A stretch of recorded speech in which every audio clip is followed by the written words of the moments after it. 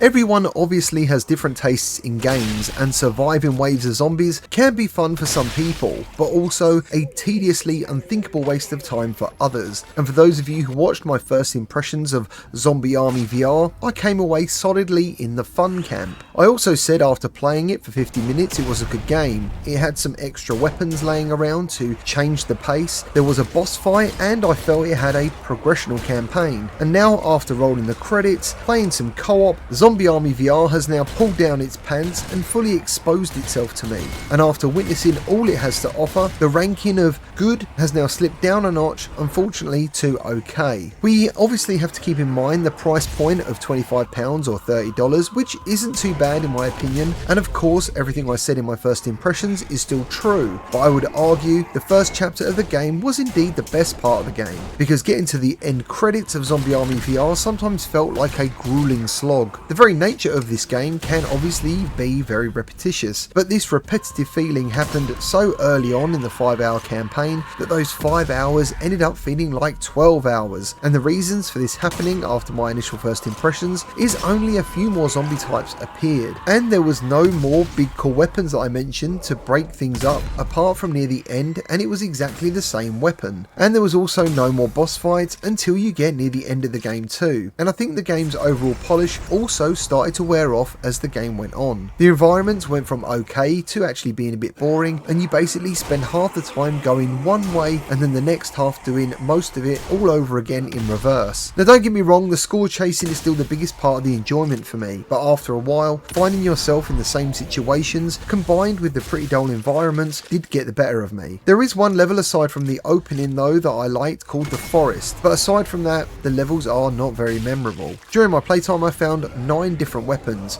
and aside from the awesome auto rifle you unlock around chapter 4, which in itself is a great incentive to play the game all over again if you want to massively increase your accuracy and headshot bonuses, but the best weapons were in fact the same guns you started with, which was overall a bit disappointing. And I can't help but say it, but why is there no shotgun in this? You do find a tiny one-handed sawn-off shotgun, but it's not that fun to use, versus a proper pump-action shotgun that I figured would actually make an appearance at some point in the game. The weapon upgrades I mentioned previously though are still cool, having an attachment on your pistol that increases your stamina with every kill, and then equipping your rifle with the vampire add-on which increases your health with every kill is a great combo, especially when things get hectic, and things can get very hectic, especially near the end of the game when you get a decent mix of every zombie type attacking you. The grenades, as I said previously, are satisfying, especially when you start using the lure grenades and the mines, which make all the zombies go green and force them to gather at one spot, giving you time to either blow them all up at once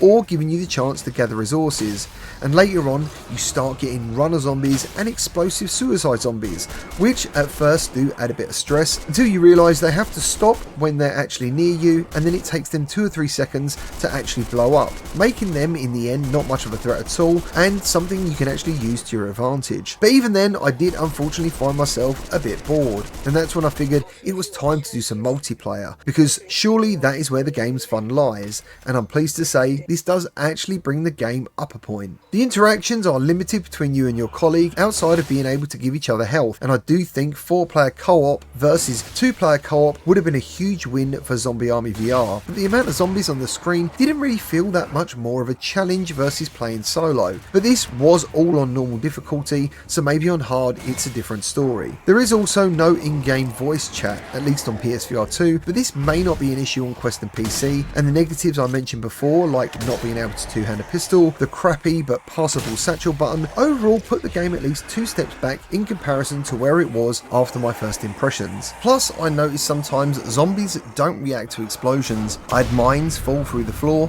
zombies appearing through solid objects in the environment, and sometimes they would simply just stand up in thin air, which suggests there is a tiny lack of quality control. There's plenty of collectibles though, as I mentioned before, which are fun to find, and I did spend time looking for them. But as final opinions go, Zombie Army VR is just an okay game, and I think the price is luckily spot on, saving me from giving it a wait for a sale recommendation. If you want graphic comparisons, please see my previous video, and on PSVR2 it has been confirmed the game has a 90Hz refresh rate, and there is indeed headset rumble, but overall the game is extremely similar no matter what system you play it on. There is unfortunately no cross-platform support either, which is a big negative in my opinion for a game like this, and if you're in the middle of a campaign mission and want to start multiplayer, you will lose all progression on that mission and you have to start the chapter all over again, even though the game didn't mention this to me. So to summarise, if you love killing waves of zombies with a friend, you will no doubt have a good time overall with Zombie Army VR. But unfortunately, I just don't find this game that special, and aside from jumping in with a friend from time to time, I doubt I'll ever want to play it again due to how bored I felt the first time playing it. Also, a lot of you asked me which game is better, Arizona Sunshine Remake and Arizona Sunshine 2 versus Zombie Army, and my money is definitely on the Arizona Sunshine series if you're wondering what zombie game to buy. Well, that's all I've got for you today. Thank you ever so much for watching. Remember to like and subscribe, and I'll see you on the next one.